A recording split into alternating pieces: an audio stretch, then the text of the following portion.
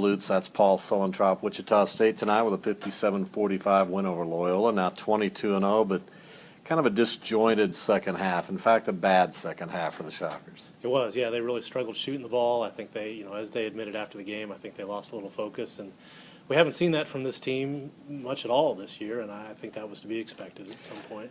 Anthony early, though, playing very well, playing like an All-American, really. Is he going to get some All-American attention? Boy, if he keeps shooting the ball like this, he will. And I think that's a really nice development for this team. I mean, he was good, sometimes very good, up until these last three games, but he's been great these last three games. And if he's a 38, 40% three-point shooter as opposed to a 30% three-point shooter, that's a really nice thing for this team. Yeah, early on we were questioning who is the MVP of this team. I think it's clear now that he's kind of taken that mantle. Do you agree with that?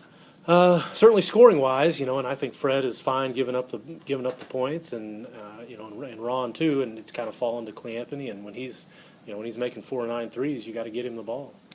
Okay, we saw DePaul earlier in the year. They're from Chicago. We see Loyola tonight. Who wins that game, Loyola or DePaul?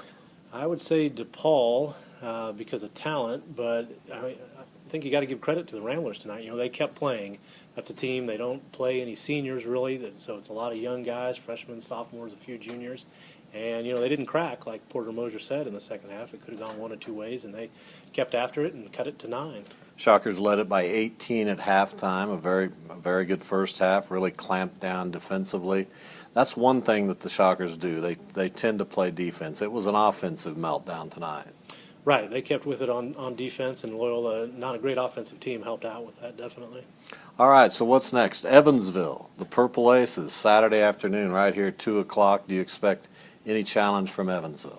I would say Evansville would be very disappointed with the second half tonight because it's going to be a tough couple days of practice for the Shockers, and they're the kind of team that doesn't have too many bad back-to-back halves. Did you just plagiarize from my Twitter account? Because that's exactly what I put on Twitter earlier tonight. I did not realize that. I feel like you stole that. Yeah, I think that was bad news for the Purple Aces.